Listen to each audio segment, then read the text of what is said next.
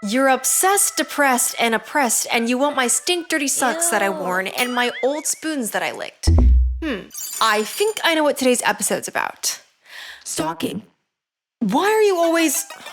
We are the social society with me, Lauren, for cyber education, cyber safety, and legislation. There's no better time.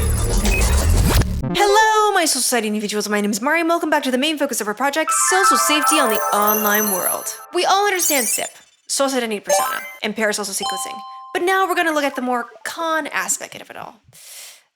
And for these next few videos, we're going to be hedging on a bit of the creepy side, but don't worry, I'll keep it short. Good, because it's already scaring me. I thought you didn't care.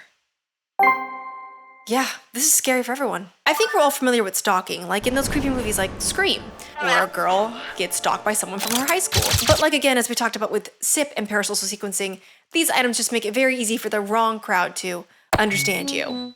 But today we're talking about online stalking, and we'll call this screen-to-screen attraction. When a parasocial relationship goes wrong, the person that isn't aware of this brewing attraction doesn't realize the lengths. And this can just brew into an overbearing obsession that ends up with pillows in the shape of you, or life-size photos of you, or AI of you. But you see where I'm going with this, right? Don't go too far.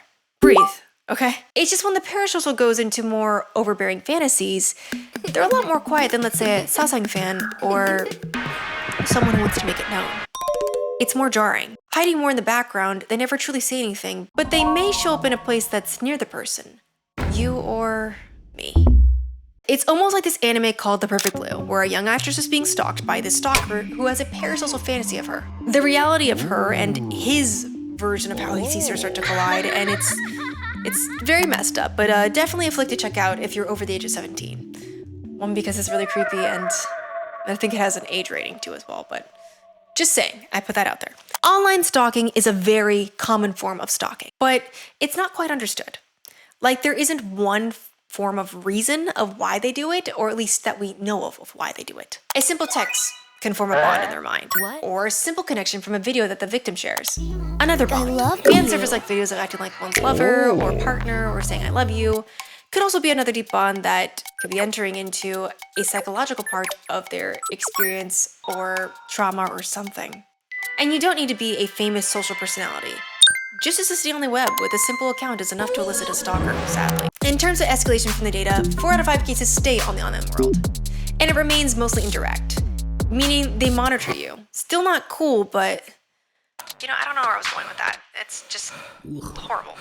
And 13.5 million people go through this a year, which is sad because there's no real way to prevent stalking, for the most part. So you're just gonna leave the social society people like this? Wow. No. What I'm saying is that it's very important that we educate ourselves on this issue. Because if we keep it in the dark, then it remains something underneath the rug. Oh my gosh. It's not that it'll be eliminated, it's just that less people will feel the power to think that online stalking is an acceptable thing. Just because we can't see you doesn't mean it's okay. And I hope that they realize the power of social society recognizing them, being educated about them, and the pressure that they could run into any one of us. Which leads us into talking about a more drastic version of these creeps in the next episode. But for now, breathe, social society. Until next time, sailing up.